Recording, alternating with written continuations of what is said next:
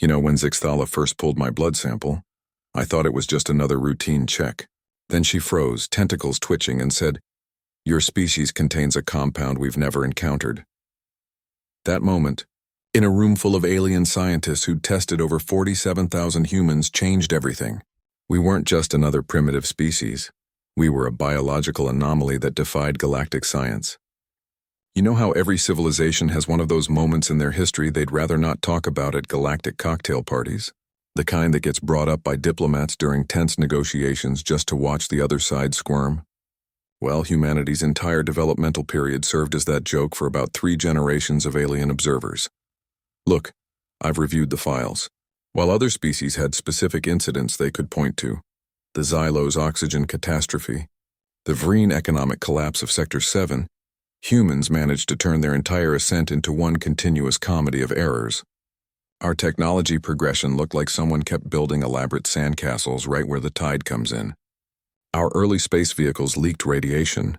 Our communication systems could be disrupted by solar flares, and our first contact protocols involved sending metal disks with crude drawings into deep space. At Omega 7 Station, the observation teams treated human delegations with the kind of polite patience you'd show a child, showing you their crayon drawing for the 10th time.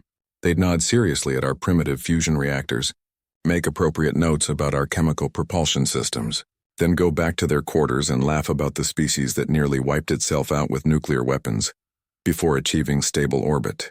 I saw communications where analysts referred to Earth as the training planet because observing humanity was considered entry-level work for new xenocultural specialists. The Galactic database had exactly 47.32 cataloged reasons why humanity would never amount to anything noteworthy. Our atmospheric contamination levels, our political instability metrics, our technological regression episodes, all carefully documented and filed under failed evolutionary experiments. The consensus was that we'd either blow ourselves up or slowly decline into planetary oblivion within another century or two. But here's what they missed while they were busy documenting our failures. Sometimes the universe writes jokes where the punchline hits everyone but the supposed punchline. Our messy technology development meant we built systems that could be repaired with scrap metal and determination. Our chaotic social structures created problem solvers who could think around corners that more logical species wouldn't even recognize as obstacles. That nuclear weapons scare? It gave us a cultural paranoia about extinction that made us prepare for scenarios no other civilization would even consider. The very traits that made us the galactic joke were about to become the foundation of something nobody saw coming. Which brings us to that Tuesday afternoon when a particularly meticulous purple-tentacled scientist decided to run one more test on a human blood sample. Mostly because her equipment calibration was running ahead of schedule, and she had time to kill before her lunch break. Look, I've seen some weird things in galactic laboratories. Quantum-entangled bacteria, silicon-based nervous systems, even a species that photosynthesizes emotions. But nothing prepared me for what Zixthala found swimming in that petri dish. Her instruments kept returning readings that made no sense, like a calculator insisting that 2 + 2 = purple. The compound in our blood didn't match anything in their databases, and their databases contained every biological signature from 43,000 star systems. It was like finding a new primary color in a universe that had already cataloged the entire electromagnetic spectrum. Their scanners could detect the compound's molecular weight, its atomic composition, even its quantum spin characteristics. But the results refused to fit into any known category. The system kept flagging it as an error, then suggesting calibration checks, then finally displaying that little symbol that means, "Please consult your system administrator." They brought in specialists from across the galactic arm, biochemists from the crystalline worlds, fluid dynamicists from the gas giants, even a trio of energy-based life forms who normally studied stellar nucleosynthesis. Each expert arrived confident, examined the data, then left looking like someone who'd just been told their entire career was based on a mathematical error. I watched a Zenthian biochemist's neural nodes actually smoke when he tried to reconcile the compound's behavior with known thermodynamic principles. His assistant had to spray him with coolant while muttering about incompatible paradigm shifts. The real problem wasn't just that the compound existed, it was how stubbornly it refused to behave.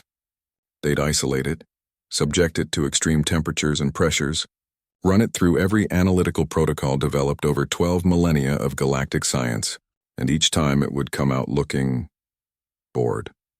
Like reality's rules were mild suggestions it could choose to ignore when convenient. Their instruments showed it breaking 3 fundamental laws of physics simultaneously, then settling back into stability as if nothing unusual had occurred. After 17 standard days of continuous testing, the lead researcher finally threw her datapad across the room and announced they were dealing with something entirely new. Not just new to their experience, but new to reality itself. That's when humanity stopped being the galaxy's favorite comedy channel and became its most pressing scientific mystery. They gave it the driest, most clinical name they could think of, as if labeling it properly might make it behave. Anthropic Factor 1. As if giving something a number could make it less terrifying. Let me level with you about galactic science. These civilizations had their physics perfected down to 27 decimal places. They could calculate the exact moment a star would collapse a billion years in advance. Their engineering followed rules so fundamental, they were practically mathematical certainties. Then along comes human biology, producing a substance that treated their entire framework like it was made of wet cardboard. The compound didn't just bend the rules, it ignored them completely. Human cells generated anthropic factor 1 at rates that made energy conservation irrelevant. It was like watching someone pour a gallon of water into a shot glass, and then discovering the shot glass was now filled with 2 gallons. Their instruments confirmed the energy output exceeded the metabolic input by several orders of magnitude, which should have been physically impossible based on every thermodynamic principle established since the first species started recording natural laws. They put samples in isolation chambers for weeks, monitoring for decay patterns, standard procedure for any unknown substance, wait for the half-life measurements to categorize it. After 47 days of continuous observation, the readings hadn't budged. Not a single molecular degradation event. Their senior physicist actually had to be sedated when he realized they were looking at something with what appeared to be an infinite half-life. His last coherent words were about how this would require rewriting 14,000 years of academic textbooks. Their synthesis division got involved, thinking they could just manufacture the compound. They built perfect molecular duplicates atom by atom, creating structural replicas that matched the human version in every measurable way. The scans showed identical atomic arrangements, bond strengths, quantum signatures, everything their science said should matter. Then they tested the synthetic version and got absolutely nothing. No energy signatures, no biological activity, no thermodynamic violations. It just sat there being chemically perfect and completely inert. The difference was like building a perfect replica of a violin that had every string, every curve, every varnish layer exactly right, but when you tried to play it, it made no sound. Or creating a photograph of fire that looked exactly like flames but produced no heat. There was something essential missing from their synthetic versions that human biology somehow provided, and their instrumentation couldn't detect what that essential quality was. Humans were producing something that broke reality as they understood it, and we didn't even have the basic scientific literacy to understand what we were doing. We hadn't developed this compound through research or engineering. It was just something our cells did naturally, like breathing or growing hair. The implications started dawning on them gradually, then all at once. If human biology could violate fundamental physical laws this casually, what did that say about the stability of reality itself? By the time they realized the compound wasn't just a scientific curiosity, but a potential threat to their entire understanding of the universe, the deeper implications were already becoming apparent and frankly terrifying. They'd gone from studying an interesting anomaly to realizing they were looking at something that could rewrite the rules of existence, and it was being produced by a species that still hadn't figured out how to properly recycle its own waste. You know what really got their tentacles twitching? The moment they realized anthropic factor 1 wasn't just a passive chemical curiosity sitting in test tubes, it was actively fixing things. They'd been so focused on how it broke physics that they almost missed what it was actually doing in practical terms. They started with basic cellular degradation tests, taking tissue samples from dozens of species that were well into their termination cycles. Standard procedure was to document the rate of cellular breakdown for comparison with control groups. But when they introduced even microscopic amounts of the human compound, The dying cells didn't just stabilize, they began regenerating. I watched a monitor showing Talaxian neural tissue that had been minutes from complete synaptic collapse suddenly start rebuilding connections. The readings went from end-of-life patterns to healthy baseline activity in under 3 minutes. The lead biologist kept checking her equipment, then checking it again, muttering about impossible reversal rates. Then they tried it on non-biological systems. A damaged power converter from a Starship engine, something that should have required complete disassembly and component replacement, started self-repairing when they applied a thin film containing the compound. Microscopic fractures in the crystalline structure began sealing themselves. Energy flow patterns that had been erratic for weeks smoothed out without any external intervention. They tested it on structural materials, communication arrays, even nutrient synthesizers. Everything showed the same pattern of autonomous repair. The effect worked across species boundaries, technology types, material compositions. It didn't matter if they were dealing with carbon-based life forms, silicon-based mechanics, or energy-based systems.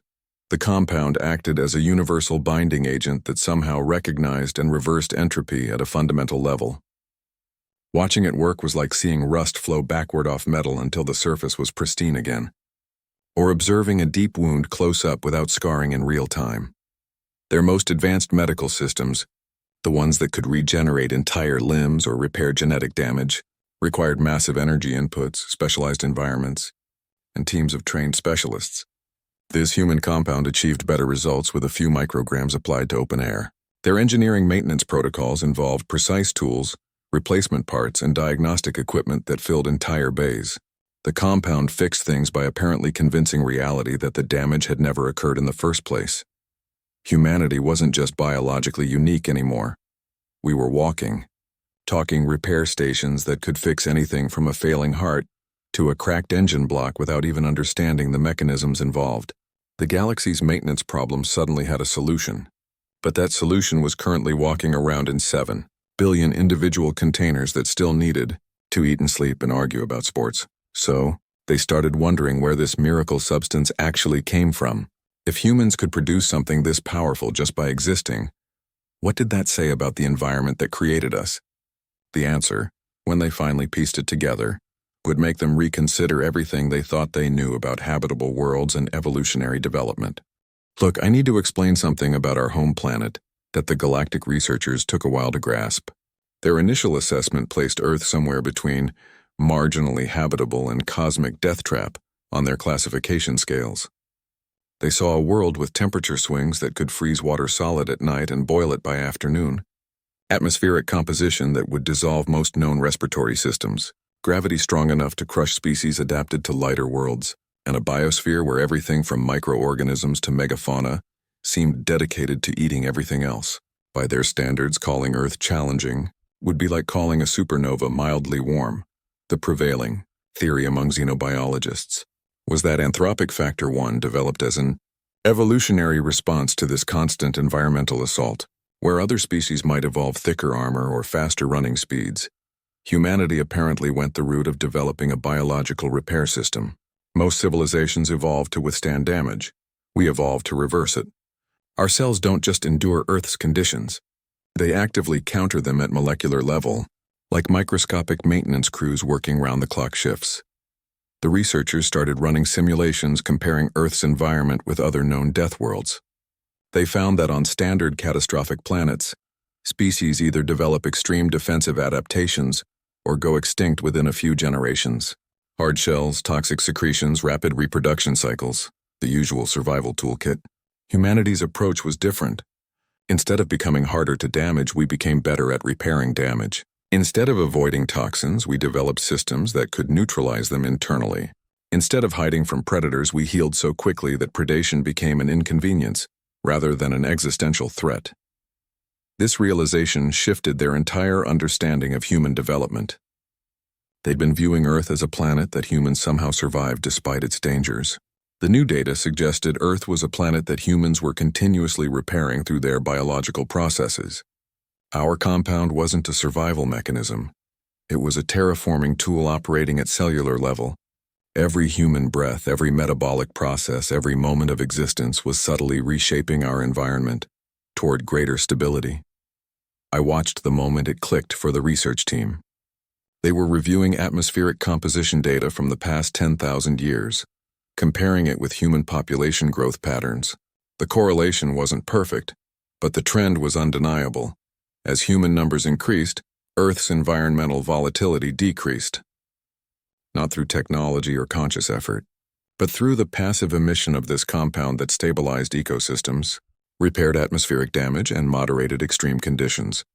At one point, a Vulpian ecologist who'd been studying our planetary history looked up from his screens and made the observation that finally captured the absurd truth of the situation. He noted that humanity hadn't been struggling to survive on a death world.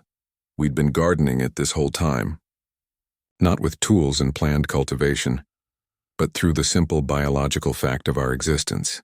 Every human being was essentially a walking, talking planetary maintenance system, unconsciously keeping Earth habitable through processes we didn't understand and hadn't even noticed were happening.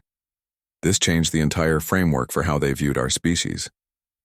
We weren't primitive creatures who'd lucked into surviving a dangerous world. We were the reason the world became less dangerous over time. The compound that so fascinated them wasn't some miraculous accident. It was the central feature of human biology, the thing that made our particular form of existence possible. And now that they'd discovered it, they had to confront what it meant that the galaxy's most effective repair mechanism belonged to a species that still hadn't mastered basic interstellar etiquette. So here's where things got uncomfortable for everyone. They'd been so excited about the compound's healing properties that they'd integrated it into half their critical systems before realizing the dependency problem. The technology that incorporated anthropic factor 1 couldn't function without continuous exposure. Their medical systems, their power grids, even their environmental regulators, all started showing performance degradation the moment human presence dropped below certain thresholds. The really troubling part was the biological dependency. Species that had received treatments using the compound became reliant on ongoing exposure. Their cellular repair mechanisms had essentially outsourced the work to human biology. Without regular contact with anthropic factor 1, their systems would begin unraveling at rates that made natural aging look gentle by comparison. The projections showed complete biological collapse within 50 to 100 years for any population that lost access. Ecosystems presented the same problem. Planets where humans had been present, even briefly, showed the same dependency patterns. The compound had integrated itself into planetary systems, stabilizing climates and supporting biological networks that would collapse without it. Removing humanity from these worlds would trigger environmental cascades that would make previous extinction events look like minor population adjustments. It was like discovering that the foundation of your house wasn't stone and mortar, but something that required a continuous supply of a specific resource you couldn't manufacture yourself. The galaxy had built crucial infrastructure on top of something that only one species could provide. And that species didn't even understand what it was doing. Their advanced planning systems, the ones that could predict resource needs for millennia and coordinate interstellar logistics with perfect efficiency, had completely missed this dependency. Their models accounted for mineral depletion, energy requirements, even psychological factors across species, but they'd never considered that their entire civilization might become biologically dependent on another species' metabolic byproducts. The economic implications alone were staggering. How do you price galactic stability? How do you ensure against the risk that 7 billion organisms might decide to stop producing something you can't live without? Their risk assessment matrices didn't have categories for irreplaceable biological function provided by potentially uncooperative sentient beings. Humanity had become the galaxy's indispensable life support system without any conscious effort or even awareness of what we were doing. We weren't a resource they could mine or a technology they could replicate. We were a living, breathing maintenance requirement that came with opinions, emotions, and the potential to refuse cooperation. The very randomness and unpredictability that made us the galactic joke had become the foundation of their civilization's continued existence, which brings us to the Council's desperate solution. Faced with a dependency they couldn't engineer their way out of, and a resource they couldn't replicate, they did what any advanced civilization would do. They tried to create the perfect container for what they needed. Their proposal treated humanity like a rare and delicate ecosystem, that needed protection and preservation, not as individuals with agency and rights. They wanted to guarantee our continued production of anthropic factor 1 by ensuring our survival and comfort, while completely missing that treating sentient beings as utilities tends to create certain complications. Let me tell you about galactic problem solving. When faced with something they couldn't engineer around or replicate, the Council's solution was to treat humanity like a critical natural resource that needed preservation protocols. They drafted what they called the Human Conservation Initiative, a beautifully crafted document that guaranteed our planetary sovereignty, ensured unlimited resources, and provided perfect environmental conditions across all human settlements. It read like the most generous caretaking agreement ever written. If you didn't mind being compared to an endangered species that needed habitat protection, the proposal guaranteed everything we could possibly need: advanced medical care, energy systems, environmental controls that would make Earth's climate as stable as a laboratory chamber. They'd monitor asteroid threats, filter our atmosphere, even manage our planetary magnetic field to prevent solar radiation issues. In exchange, we'd simply continue existing within designated zones, where they could maintain what they called optimal biological output collection conditions. They wanted to create the perfect human habitat where we could thrive and produce anthropic factor 1 without any external stresses or disruptions.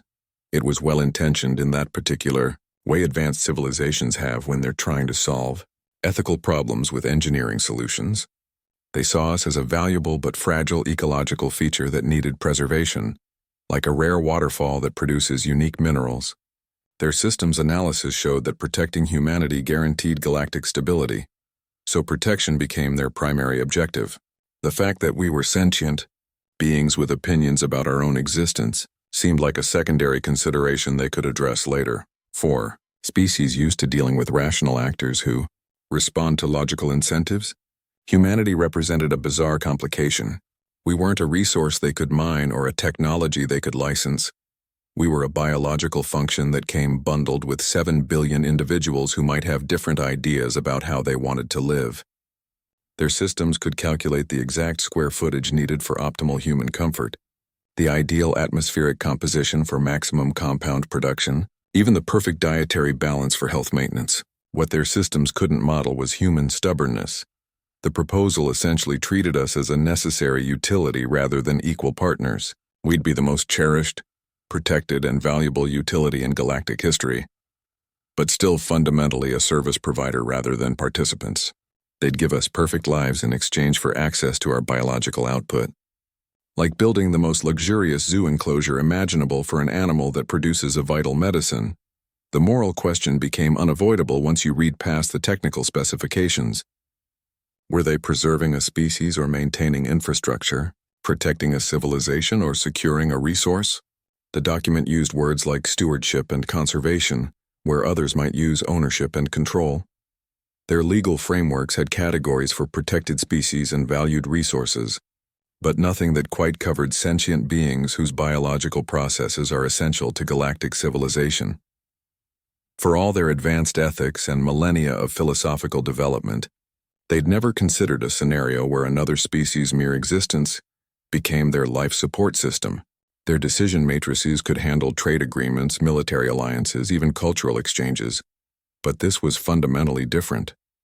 This was dependency disguised as philanthropy, necessity packaged as generosity. The galaxy faced a simple but profound choice: treat us as property to be managed or as people to be partnered with. Their entire legal and ethical tradition pointed toward the protection model. It was clean, efficient, and guaranteed the outcome they needed. But here's the thing about humans that their models failed to account for. We don't do well in cages, even beautifully designed ones with perfect climate control and unlimited resources. Give us safety and comfort, but take away our agency, and we'll start looking for the exit signs no matter how nice the accommodations are. You know what separates humans from other species? It's not our technology or our biology. It's our absolute refusal to accept comfortable subordination. When the Council presented their protection proposal, they expected gratitude or maybe negotiation about the terms of our confinement. Instead, Admiral Voss walked into the chamber and presented the Human Galactic Partnership Initiative, a document that fundamentally reframed the entire relationship. The initiative rejected protection in favor of partnership, not as a refusal of assistance but as a counterproposal that actually solved their problems better than their own plan.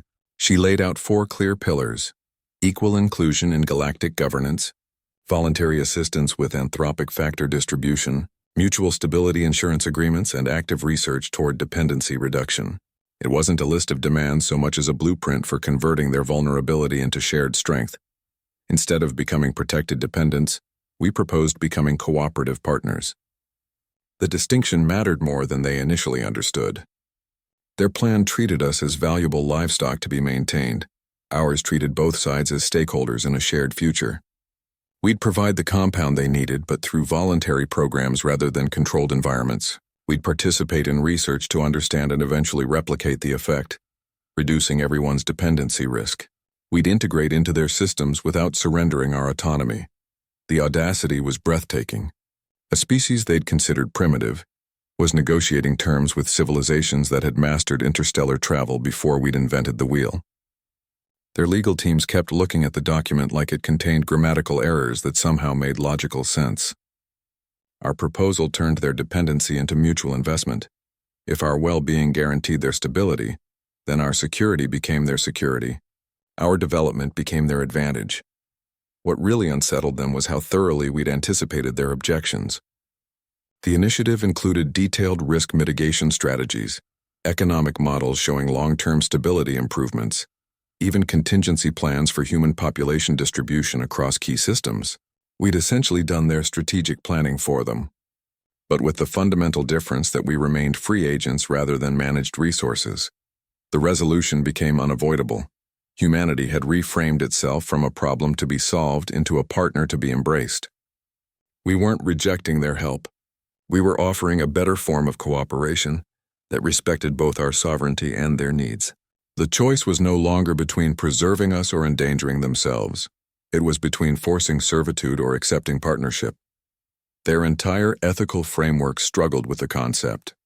Coercing a species into providing essential services violated about 17 different interstellar conventions, even if they dressed it up as protection. But accepting partnership meant treating a supposedly inferior civilization as equals, which challenged their entire hierarchical view of galactic civilization. The council chambers went through about 6 hours of complete silence after Voss finished speaking. You could see the ambassadors trying to process the shift, from managing a resource to negotiating with peers, from controlling a commodity to collaborating with partners. Their systems were designed for clear power relationships, superior and subordinate, protector and protected, advanced and primitive. This proposal created something entirely new: interdependent equals. So the council had to make a choice that would define galactic civilization for centuries. They could force humanity into the comfortable cage they'd built, ensuring their stability through control but violating every ethical principle they claimed to uphold. Or they could accept partnership with a species that had just demonstrated more strategic sophistication than their entire planning division, trading certainty for morality and control for cooperation. The vote would determine whether the galaxy was ruled by fear of dependency or guided by wisdom of mutual interest. Look, I've attended galactic negotiations for decades, trade disputes, border conflicts, even a few species rights cases that dragged on for years. Nothing compared to watching 43 different civilizations debate whether to treat their life support system as equals or utilities. The council chambers felt like a surgical theater where the patient was awake and offering suggestions about how the operation should proceed. They spent 6 hours going back and forth, and I watched ambassadors who normally operated with glacial calmness actually raise their voices. The pragmatic bloc argued that humanity was too valuable to risk with full sovereignty. Their position was brutally simple. If our biological output kept their technologies functioning and their populations healthy, then our independence represented an unacceptable risk variable. They wanted us protected, monitored, and available, like a critical power source that needed safeguarding rather than a partner that needed consulting. The ethical faction countered with principles. That sounded great in philosophy chambers, but shaky when staring down potential civilizational collapse. They pointed out that treating sentient beings as utilities, violated every moral framework they'd developed over millennia. One ambassador actually asked whether advanced civilization meant anything if it required the subjugation of another species for survival. Their argument was that if they couldn't maintain their ethics during a crisis, they didn't deserve to call themselves civilized. The economic analysts looked completely lost. How do you price galactic stability? Their models could calculate mineral values, energy costs, even intellectual property valuations across star systems. But putting a number on the continuous biological output of 7 billion humans, without which multiple systems would experience cascading failures that broke their entire economic framework. One financial representative kept muttering about unquantifiable externalities while looking at his screens like they'd personally betrayed him. Philosophical questions kept bubbling up through the practical arguments. What did survival actually mean if it required compromising fundamental principles? Was stability worth ethical regression? Could a civilization call itself advanced if its continued existence depended on treating others as means rather than ends? These weren't abstract debates. They were happening in real time with the very species they were discussing sitting across the negotiation table. The underlying tension nobody voiced but everyone felt. They were negotiating with the system that kept their lights on. Every time a human delegate spoke, ambassadors would glance at the environmental readouts showing the compound levels in the chamber's life support systems. It was like bargaining with your own respiratory system about breathing terms. The power dynamics were so tangled they kept twisting back on themselves. The debate exposed something fundamental about advanced civilizations. Their logic systems weren't prepared for human-scale chaos. They could model scenarios with thousands of variables, predict outcomes across centuries, and coordinate actions across light years. But they couldn't handle a species that combined irreplaceable value with complete unpredictability. Their decision trees had no branches for essential resource that might refuse cooperation, or life support system that wants voting rights. By the time the voting procedures began, the certainty had drained from the room. Ambassadors who'd arrived with firm positions were hesitating, consulting their aides, rechecking their briefings. Species that normally voted in solid blocks were showing fractures. The economic pragmatists weren't sure the numbers supported coercion. The ethical idealists weren't certain their principles could survive actual collapse. The usual alliances and oppositions had unraveled in the face of a problem that couldn't be solved with their normal frameworks. Nobody knew how the vote would go. Not the analysts running projections, not the ambassadors themselves, certainly not the human delegation watching from their seating area. The outcome would determine whether the galaxy chose control or cooperation, fear or trust, preservation of systems or preservation of principles. And everyone understood that whatever they decided, they'd be living with the consequences for a very long time. So here's how the vote went down. They called the session to order with that particular ceremonial gravity that usually precedes either historic decisions or complete disasters, and each ambassador activated their voting interface with the kind of deliberate motion people use when they know they'll be explaining their choice for generations to come. The measure required majority approval from 43 different species, which meant they needed 22 votes to pass the Human Galactic Partnership Initiative. Nothing about this process was quick or simple. Each delegation had to state their position verbally before registering their vote, which meant we got to hear the reasoning behind every single decision. The outcome was incredibly close right from the first declarations. Species that valued stability above all else voted against partnership, arguing that guaranteeing continuous access to anthropic factor 1 was more important than ethical considerations. Their positions were practical and grim. They'd rather have a controlled resource than risk galactic collapse for the sake of principles. You could see their ambassadors looking at the environmental readouts as they spoke, clearly calculating what failure would mean for their systems. Those who recognized the moral implications voted for equality, though not without visible discomfort. Their arguments focused on what civilization actually means when it can only sustain itself by subjugating others. One ambassador asked whether they'd really advanced beyond basic predation if their survival required treating another species as biological infrastructure. These weren't easy votes for them. They were choosing potential risk over certain ethical compromise. The abstentions came from civilizations too conflicted to choose either side. The quantum collective representative stated they were still calculating probability matrices for all possible outcomes, which essentially meant their decision-making systems had encountered something beyond their processing parameters. Two other species simply declared they couldn't choose between survival and ethics, opting out of the decision entirely. Their inability to commit highlighted how unprecedented this situation was. When your advanced logic systems can't provide guidance, you're in uncharted territory. When the final tally registered, 22 in favor, 18 against, 3 abstaining, the room went completely silent. Not the quiet of respectful attention, but the deep stillness of people realizing the course of galactic civilization had just changed direction. The margin was the slimmest possible, exactly the minimum required for passage, which felt either remarkably fortunate or suspiciously precise depending on your perspective. We had won, but the victory felt fragile. The division in the room was palpable. Almost half the galactic community had voted to treat humanity as a managed resource rather than partners. The implications would reverberate through alliances, trade agreements, and diplomatic relations for decades. This wasn't a unanimous endorsement of partnership. It was a barely achieved consensus that would require careful management to hold together. Humanity became essential partners rather than passive beneficiaries through that single vote. The change in status was immediate. Our delegation went from being petitioners to participants in the galactic community. The initiative's provisions would now guide how we integrated into their systems, shared our biological output, and collaborated on reducing dependency risks. At one point, Kelvin noted the galaxy's life support system had become a shared enterprise rather than a controlled resource. The observation captured the fundamental shift. Instead of managing humanity as critical infrastructure, they'd now partnered with us as the foundation of their stability.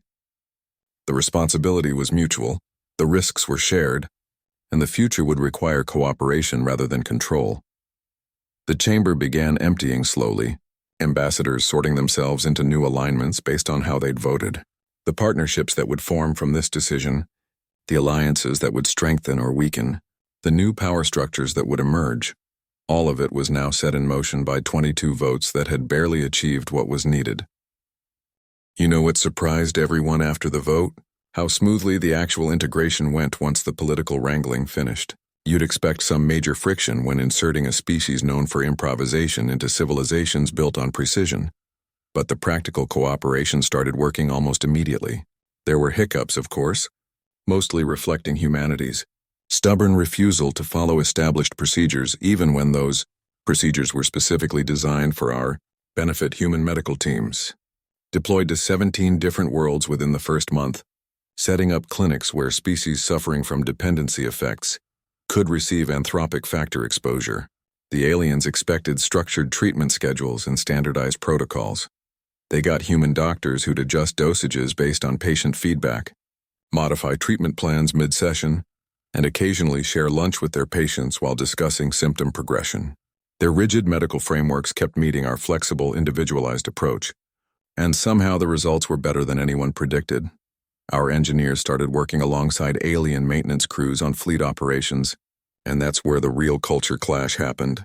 They'd bring schematic diagrams, precision tools, and calibrated measurement systems. We'd bring intuition, makeshift solutions, and the occasional willingness to hit something that wasn't working properly.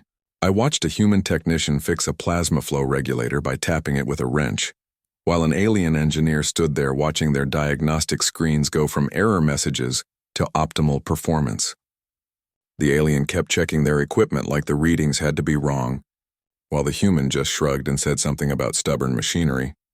Joint research programs started studying Earth's biological peculiarities, and that's when the real surprises began. Alien scientists would propose controlled experiments with specific variables. Human researchers would suggest trying things that made no logical sense, but occasionally produced breakthroughs. Their methodical approach kept colliding with our tendency to follow hunches and accidental discoveries. At one point, they had to redesign an entire laboratory because humans kept discovering things while allegedly just observing the equipment. The first joint facility, designated Alpha Station, became this fascinating hub where different problem-solving approaches constantly rubbed against each other. You'd see alien scientists conducting precise measurements in one lab, while human technicians across the hallway were apparently just playing with components until something interesting happened. The station director told me his biggest challenge was preventing the human staff from improving equipment that was already functioning perfectly according to specifications. Humanity's first space station became the physical symbol of this awkward but functional collaboration. It looked like no other station in the galaxy. Parts of it followed elegant alien design principles, while other sections had clearly been modified with human practicality in mind. Access panels might be placed where they made sense for maintenance, rather than where the blueprints indicated. Control interfaces sometimes had handwritten labels next to flawless alien displays, and someone had apparently installed a barbecue area on the observation deck despite safety regulations. Our stubborn improvisation had become essential infrastructure. The very traits that made other species view us as unpredictable had become assets they couldn't replicate. Where their systems required perfect conditions and precise execution, our methods worked in messy reality, where conditions were never perfect and plans always needed adjustment. The galaxy was learning that sometimes reliability comes from adaptability rather than precision. But here's the thing about humans. We never stop surprising people. Just when they thought they understood our chaotic approach, we'd demonstrate some new variation that made them reconsider everything again. The integration was working not despite our differences, but because our differences complemented their weaknesses. They provided the structure and scale, we provided the flexibility and unexpected solutions. Together, we were building something neither could achieve alone. Let me give you an example of human effectiveness that captures why the galaxy both loves and fears our approach to problem solving. When human colonists on Riel 7 encountered a crystalline plague outbreak, the situation followed the exact pattern we've come to expect. Alien medical teams arrived with containment protocols, diagnostic equipment, and carefully calibrated treatment plans. They set up sterilized zones, ran genetic sequencing on the pathogen, and began developing targeted countermeasures using established biological warfare protocols. The plague kept spreading. The humans, meanwhile, built a barbecue pit, not as a medical response, not as some clever scientific strategy. They built it because they'd been stuck in quarantine for 3 weeks and someone decided they wanted grilled food. They gathered local stones, fashioned metal grates from spare parts, and started cooking meat over an open flame. The smoke drifted across the colony, carrying with it microscopic particles of anthropic factor 1 that human metabolism naturally produces. This smoke interacted with the colony's atmospheric processing systems in ways nobody could have predicted. The crystalline structures that made the plague so resistant to conventional treatments began breaking down when exposed to the compound. It wasn't a targeted attack on the pathogen, more like the environment became hostile to its survival through accidental contamination. The plague bacteria started neutralizing within hours of the barbecue firing up, their crystalline matrices dissolving like sugar in water. Alien scientists rushed to study the phenomenon, expecting to find some brilliant biochemical mechanism at work. What they found was even more baffling. The effect only occurred with actual barbecue smoke produced by living humans. They couldn't replicate it in laboratory settings no matter how precisely they reconstructed the conditions. They built identical pits, used the same materials, even replicated the exact temperature and smoke composition. The synthetic versions had zero effect on the plague. It was like trying to recreate laughter by perfectly imitating the sound, while missing the humor entirely. The medical teams, who'd been struggling for weeks, watched infection rates drop to zero within 48 hours of the barbecue starting. Patients who'd been hours from terminal crystallization began showing recovery signs. The colonists, completely unaware they'd just solved a major medical crisis, were just enjoying their grilled dinner and complaining about the lack of proper seasoning. This incident captures the core of why the galaxy needs humanity despite our chaotic methods. Their advanced systems require precise calculations and controlled environments. We provide solutions that work in messy reality where conditions are never perfect. They develop treatments through methodical research. We accidentally cure plagues while trying to make dinner. Their approaches are logical and predictable. Ours are effective and inexplicable. The really frightening part for their scientific community was realizing that humanity's value doesn't come from intentional action, but from simply being what we are. We don't need to understand the compound we produce or how it works. We just need to exist and occasionally do human things like building fires and cooking food. Our effectiveness comes packaged with our normal behavior, not as some specialized skill we've developed, which brings us to the core of why the galaxy needs us. They've built civilizations on predictability and control, but reality frequently presents problems that don't respond to logical solutions. Our chaotic improvisational approach provides answers where their methods hit dead ends. We're the unexpected variable that keeps solving equations they didn't even know were solvable, usually while we're focused on something completely different, like getting better tasting food or more comfortable seating arrangements. Look, I need to explain something about our approach that the galaxy still struggles to comprehend. Our problem-solving methods don't follow logical progression or calculated risk assessment. They follow this messy path of intuition, stubbornness, and occasional happy accidents that somehow keep working, despite every indication they shouldn't. The solutions we produce are often embarrassingly simple, sprawling in their implications and effective in ways that make alien scientists want to reevaluate their career choices. We fix things using methods that make no sense to anyone, including ourselves half the time. I've watched human engineers bypass complex diagnostic systems by listening to engine vibrations like mechanics from some primitive automotive shop. Their alien counterparts would be running spectral analysis and quantum resonance scans while the human would just knock on the housing and say, "Sounds loose, right? Here," before applying exactly the right fix. It shouldn't work, but it consistently does. Alien systems require precise calculations, controlled environments, and extensive testing protocols. Their approach follows logical progressions where each step validates the next, where variables are accounted for, where outcomes are predictable within acceptable margins of error. Human systems involve following hunches, trying things that seem interesting, and occasionally building barbecue pits because someone got hungry during a crisis. Where they see disorder, we see possibilities. Where they see risk, we see opportunities to learn what doesn't work on the way to what does. The galaxy's advanced civilizations plan for centuries, mapping out development trajectories and technological progressions with meticulous detail. They build civilizations like architects drafting blueprints, where every structural element supports the next in carefully engineered harmony. Humanity builds like children constructing sandcastles. We add things that look interesting, reinforce parts that seem weak, and occasionally just start over when something collapses. Our planning horizon extends to, "Let's try this and see what happens," rather than calculating outcomes across generations. We figure things out as we go along, breaking systems to understand their limits, modifying approaches when they fail, embracing the chaos of real-world conditions rather than seeking perfect laboratory environments. Our greatest technological achievements often come from noticing unexpected side effects rather than pursuing planned outcomes. The compound that makes us valuable wasn't something we developed intentionally. It was just there, doing its thing while we focused on more immediate concerns like food and shelter and entertainment. Invention arrives in the most ordinary human forms: a backyard barbecue curing a plague, a casual conversation sparking a solution someone had missed while overanalyzing data, a moment of frustration leading to a completely different approach.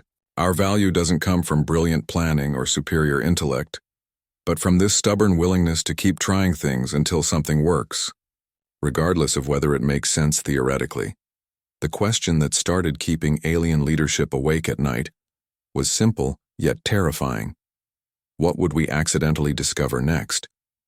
Their systems could predict stellar evolution and economic trends, but they couldn't model human curiosity combined with persistent trial and error.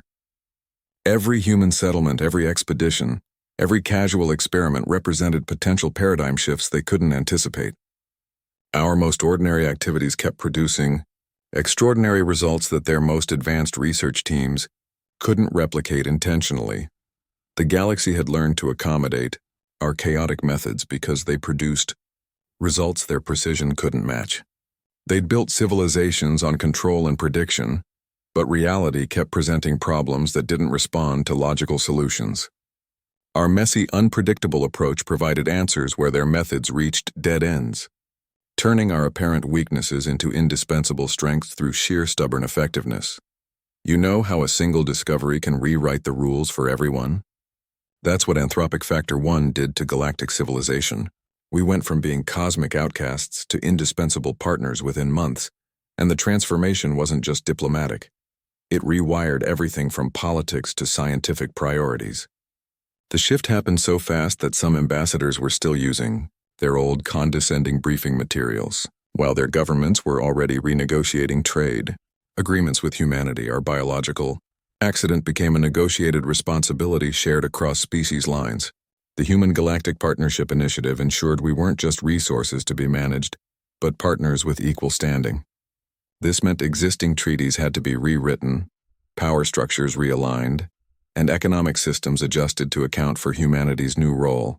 Trade routes that previously bypassed our system suddenly became priority lanes, while research budgets shifted toward joint programs studying Earth's unique properties. Humanity now wields influence through collaboration rather than coercion.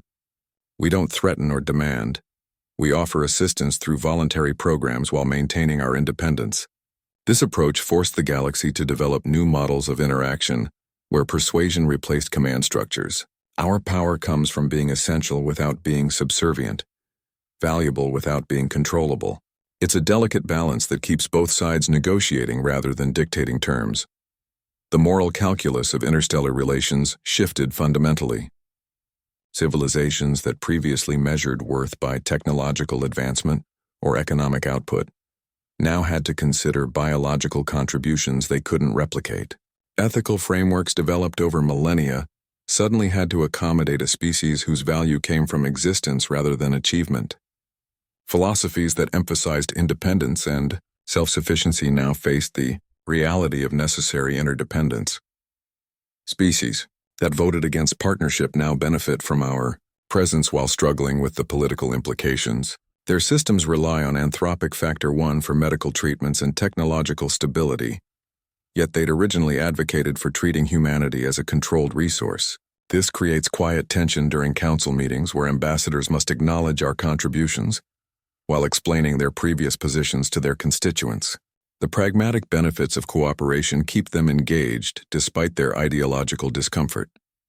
Those who supported partnership gained more than stable systems. They acquired partners in problem-solving. Human engineers and scientists bring approaches that complement alien methodologies, producing breakthroughs where traditional research had stalled. Our medical teams operate in regions others avoided. Our technicians repair systems others wrote off. And our researchers ask questions others hadn't considered. The collaboration works because our weaknesses cover their strengths and vice versa. The galaxy's life support system became a cooperative enterprise rather than a controlled resource. Maintenance isn't something done to humanity but with humanity, through shared facilities like Alpha Station, where species collaborate on everything from medical research to starship engineering. The dependency that initially frightened them became a foundation for deeper integration, turning vulnerability into mutual investment. At one point, I heard one of the most skeptical admirals admit they needed our chaotic approach during a crisis meeting about failing infrastructure. His ships had the advanced technology and perfect maintenance records, but they kept encountering problems their systems couldn't solve. Human teams were achieving better results with fewer resources through methods that looked disorganized but produced reliable outcomes. He didn't like our style, but he couldn't argue with our effectiveness when systems he'd considered beyond repair started functioning again. That moment captured the transformation, from resistance to reluctant acceptance to acknowledged necessity, all because reality kept proving that sometimes chaos works better than perfect order. So here's the thing they still can't figure out after all these decades. Their most brilliant scientists, their most advanced laboratories, their most sophisticated replication systems, none of them can create functional anthropic factor 1. They can analyze it, measure it, describe its properties in exhaustive detail, but they can't make the real thing no matter how hard they try. The compound only works when it comes from living human cells, and that limitation has become the single most frustrating scientific challenge in galactic history. Their bioreplication systems create perfect chemical duplicates that test identically to the human-produced version. Same molecular structure, same atomic weight, same quantum signature. Every measurement and scan shows they've achieved exact replication. Then they test these synthetic versions and get absolutely nothing. No cellular regeneration, no material repair, no thermodynamic violations. The synthetic compound just sits there being chemically perfect and completely inert, like a photograph of fire that produces no heat or light. It's like having all the right ingredients for a cake, but missing the essential spark that actually makes it rise. They've tried everything. Different energy signatures, quantum entanglement fields, even exposing the synthetic versions to human biological samples. Nothing works. The difference between the real compound and their perfect copies is something their instruments can't detect, but their tests consistently reveal. That missing element, whatever it is, remains completely outside their understanding. Humanity possesses something fundamentally unreplicable by any technology they've developed or even theorized. This isn't a temporary technological limitation. It appears to be a fundamental property of the compound itself. Their research suggests the effect is tied to the biological processes that create it. Something about living systems that their synthetic methods can't capture, no matter how advanced they become. This guarantees our continued value regardless of technological advancement. They could develop matter transmitters that can move planets or energy systems that harness entire stars, and they'd still need human cells to produce this compound. Our biological accident remains the one thing their technology can't replace, improve upon, or even properly understand. It's the ultimate insurance policy for our species' relevance in a galaxy that keeps advancing while we remain essentially unchanged. The resolution to this mystery remains elusive after decades of intensive research. Every time they think they're close to understanding what makes the human version work, some new test reveals another layer of complexity they hadn't anticipated. The compound continues to defy their attempts at synthesis while working perfectly when harvested from human donors. It's become the galaxy's most valuable scientific puzzle, a mystery literally worth civilizations, which means humanity will always have a seat at the table, whether the other species like it or not. Our value isn't based on our technology, our economic output, or our diplomatic skills. It's based on this biological function they can't replicate.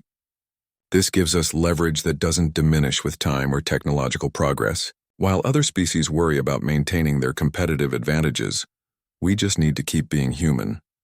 The irony isn't lost on anyone who remembers how this started. The same biological trait that made us the galaxy's joke now makes us indispensable, in ways their most advanced civilizations can't match. They've built starships and quantum networks and planetary engineering systems, but they still can't create what human cells produce naturally.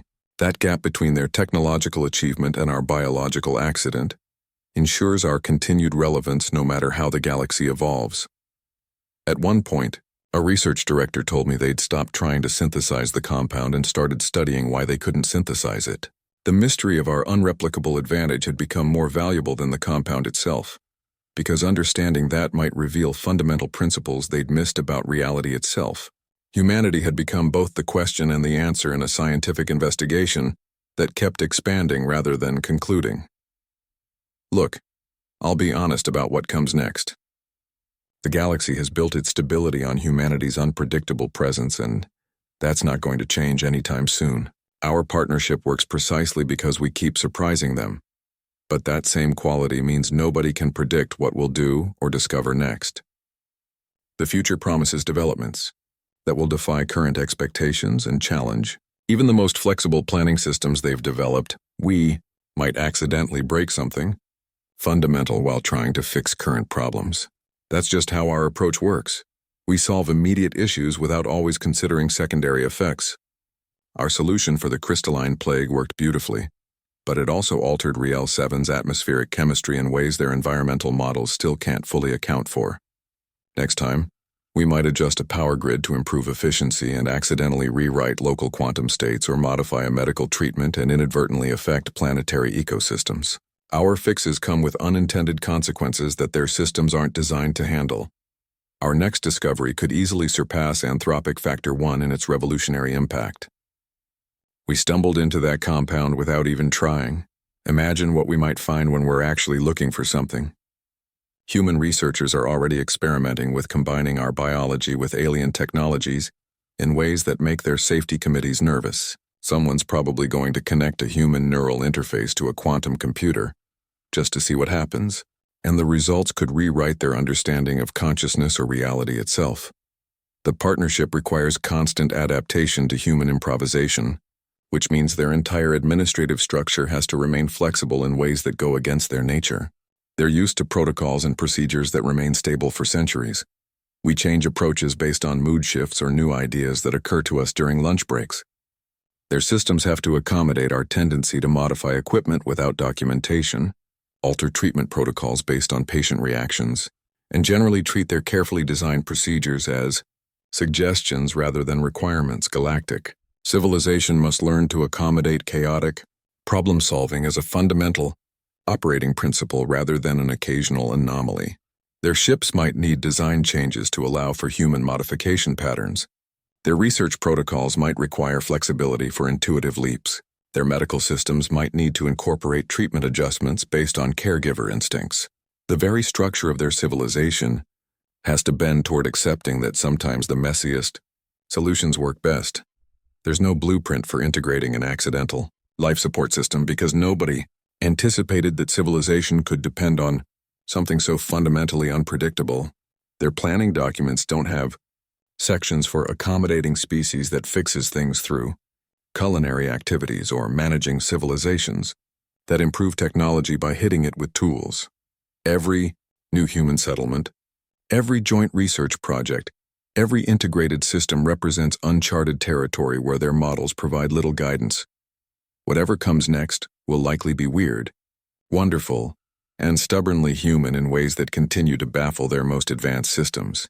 We might develop new applications for anthropic factor 1 that nobody considered, discover additional biological anomalies they missed, or simply continue solving problems through methods that look like accidents but produce consistent results. Our value doesn't come from predictable excellence but from reliable unexpectedness. So the galaxy holds its breath watching and waiting to see what humanity does next. Their analysts update probability matrices daily.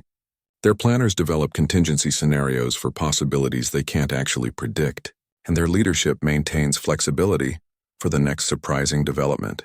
The uncertainty isn't something to be eliminated. It's become the essential condition of their continued stability, the price of admission for accessing solutions they can't create themselves. You know why this works despite the chaos? The universe seems to love humanity for our imperfect improvisational nature. We're not the most advanced species they've encountered, not even close. Our technology looks like something assembled from spare parts compared to their sleek systems.